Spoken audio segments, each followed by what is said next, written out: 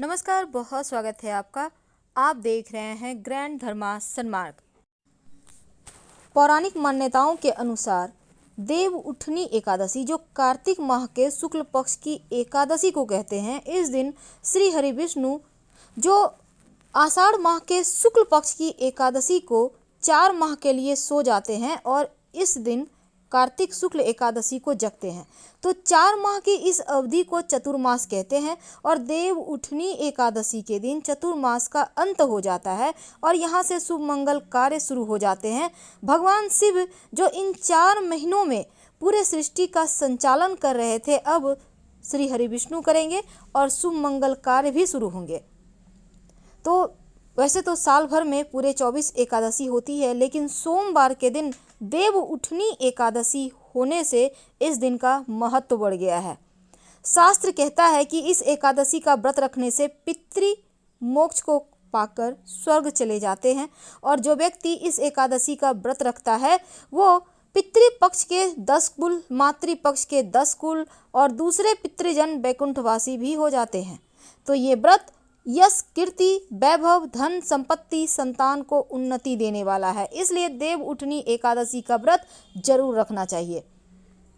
तो इस दिन भगवान शिव की विशेष विधि विधान से पूजा होगी। शिवलिंग पर 1 लोटा दूध में थोड़ी सी मिश्री डालकर अर्पित करें तो आपका व्यापार, आपका घर, धन, संपत्ति सब बढ़ता चला जाएगा। संभव हो तो जल में कुसा घास डालकर ही अर्पित करें ताकि आपके पितृदेवों को मोक्ष मिले। किसी भी तरह का कोई अगर त्रुटि रह जाए तो क्षमा जरूर मांग लें। सोमवार के दिन भगवान शिव की आराधना करने से जीवन के सारे कष्ट ही मिट जाते हैं। चाहे वो कैसे भी कष्ट हो, जीवन की कैसी भी परेशानी हो, बाधाएं हो, उनसे आप बाहर आ जाते हैं।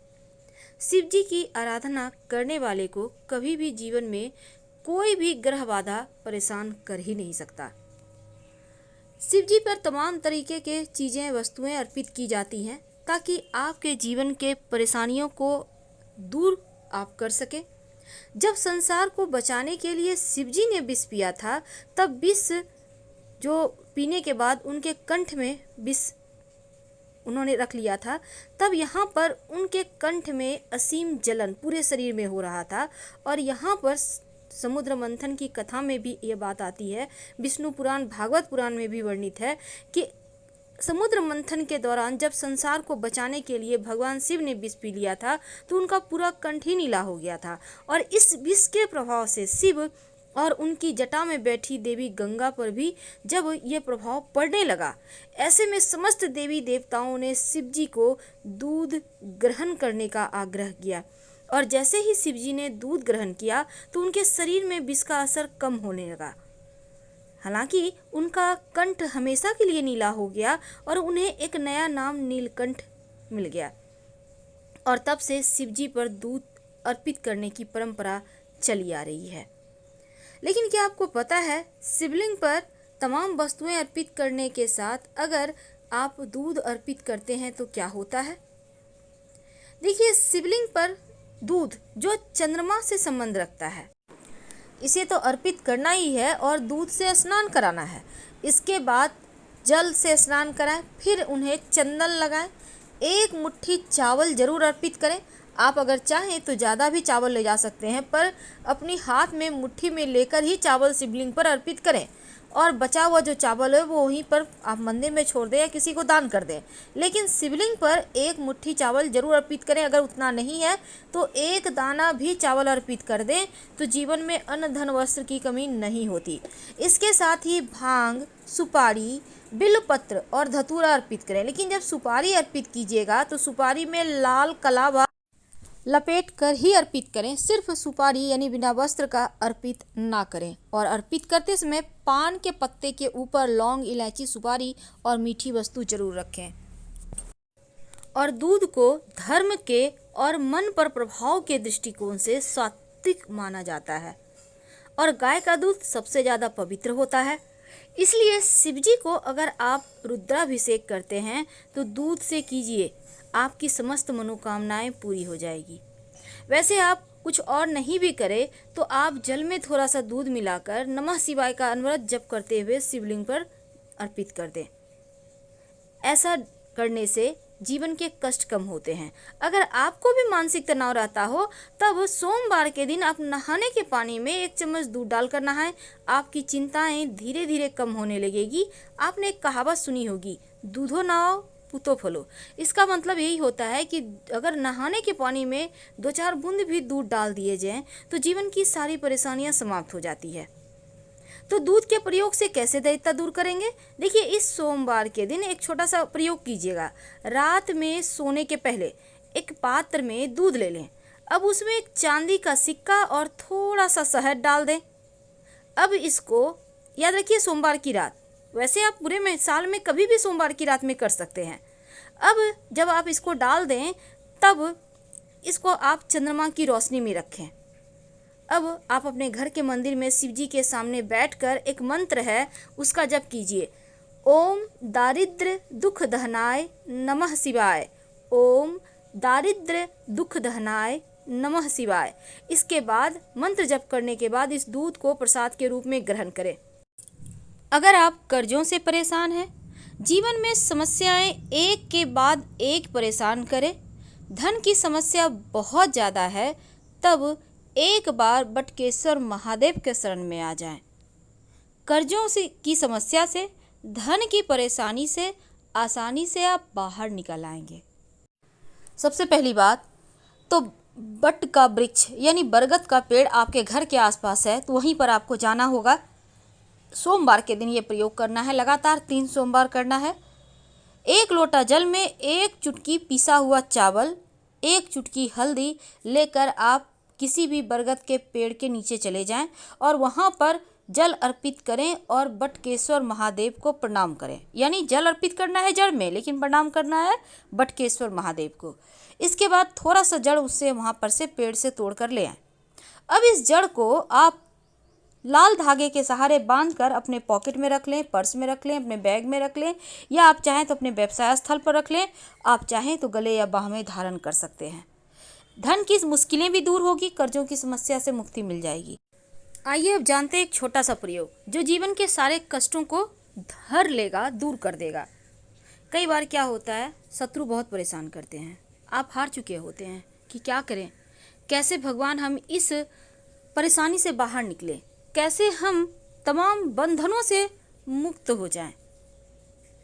इस मोह माया जाल में हम इस कदर फंस जाते हैं कि कभी कभी बहुत ज़्यादा उलझनें होती हैं, समझ में नहीं आता कौन अपना है कौन पराया, क्योंकि हर कोई हर किसी के साथ गेम खेल रहा होता है। लेकिन फिर भी हम उन्हीं रिश्तों को निभाना जानते हैं क्योंकि हमारी परंपरा ही ऐसी है। तो चलिए अब हम जानते हैं सिंपल तरीके से कैसे दुश्मनों से मुक्ति पाएं। देखिए, आप किसी भी सोमवार को ये उपाय कर सकते हैं। आपको चाहिए होगा 11 काली मिर्च और थोड़ा सा कच्चा दूध। तो काली मिर्च को कूट कर उसका पाउडर बना लें, कच्चा दूध में मिलाकर इसको शिवलिंग पर अर्पित कर दें। ऐसा करने से शत्रु विरोधी शांत हो जाते हैं। ये प्रयोग 3 सोमवार लगातार कीजिएगा। तो चलिए अब जानते हैं कि शिवजी पर अपनी मन्नत को पूरी करने के लिए आप क्या अर्पित करें। तो सबसे पहली बात देखिए, जब आप शिवजी पर चावल अर्पित करते हैं, यानी याद रखिएगा टूटा हुआ चावल ना हो, कर्जों से मुक्ति मिलती है। और चावल से, पके हुए चावल से शिवलिंग का श्रृंगार करें तो मंगल दोष दूर होता है। जौ अर्पित करने से घर में सुख शांति रहती है, तो शिवलिंग पर आप जौ अर्पित कर सकते हैं। और फिर देखिए, अरहर की दाल भी अर्पित की जाती है। माना जाता है कि अगर शिवलिंग पर आप अरहर की दाल या अरहर के पत्ते अर्पित करें तो धन और ऐश्वर्य की कमी जीवन में कभी नहीं होती, दिन ब दिन बढ़ता ही चला जाता है। और अगर मूंग की दाल अर्पित करें या हरा मूंग अर्पित करें तो ऐसा करने से बुद्ध आपका बेहतर होता है और आपके सभी कार्य जल्दी जल्दी पूरे होते हैं। शहद अर्पित करें तो शत्रु विरोधी शांत होते हैं। अगर चीनी अर्पित करें तो जीवन के दुखों का नाश होता है, दरिद्रता समाप्त होती है। काला तिल अर्पित करें तो घर में पारिवारिक कलह कलेश दूर हो जाती है, शनिदेव की बाधाएं शांत होती है और जनेऊ अर्पित करने से हर कार्य में सफलता मिलती है। ये तो थी शिवजी को प्रसन्न करने का सिंपल सा प्रयोग जो आप किसी भी सोमवार के दिन कर सकते हैं और आपको इसके रिजल्ट हाथों हाथ मिलेंगे। जीवन के तमाम कष्टों से बाहर निकलने के लिए आप शिवजी के शरण में ही आइए। क्योंकि भगवान शिव को अजन्मा अविनाशी माना गया है और भगवान शिव सभी देवताओं से अलग मंदिर में शिवलिंग के रूप में पाए जाते हैं। और इसीलिए जब भी आप उनकी आरती करें शिव जी की, तो 1, 5, 7, 11 या 21 बातियां रखकर ही आरती करें, या आप चाहें तो कपूर से भी आरती कर सकते हैं। जब भी शिव जी की आरती करें, ओम की आकृति बनाकर ही आरती करें। ऐसा करने से जीवन के कष्ट कम होते हैं, सुख शांति बढ़ती है। शिव जी की पूजा में दक्षिणा जरूर अर्पित किए जाते हैं। दक्षिणा में कैसे करेंगे अर्पित? एक पान का पत्ता लेंगे, उसके ऊपर सुपारी, सिक्का, लौंग, इलायची, थोड़ी सी मीठी वस्तु लेकर आप शिव जी के पास सबसे अंत में पूजा करने के बाद रखने के बाद आरती करना है। और जब शिव जी की पूजा हो जाए तब नंदी की कान में अपनी मनोकामना जरूर कहिएगा। और अगर दुश्मन ज़्यादा परेशान करे तो लाल गुड़हल के पुष्प भी अर्पित करने का विधान है शिव जी को। शाम के समय जब भगवान श्री हरि विष्णु की पूजा कीजिएगा, आराधना कीजिएगा, तब एक दीपक अपने घर के मंदिर में, एक दीपक तुलसी जी के नीचे जो कि पूरे कार्तिक माह में जलाया जाएगा, और एक दीपक पास के जो भी भगवान का मंदिर है, अगर शिव जी का मंदिर हो तो सर्वोत्तम होगा, जाकर जलाएं। लेकिन हर दीपक में एक लौंग होगा। अगर घर में लौंग ना हो तो चावल का दाना हल्दी से कलर करके आप डाल सकते हैं, हो जाएगी।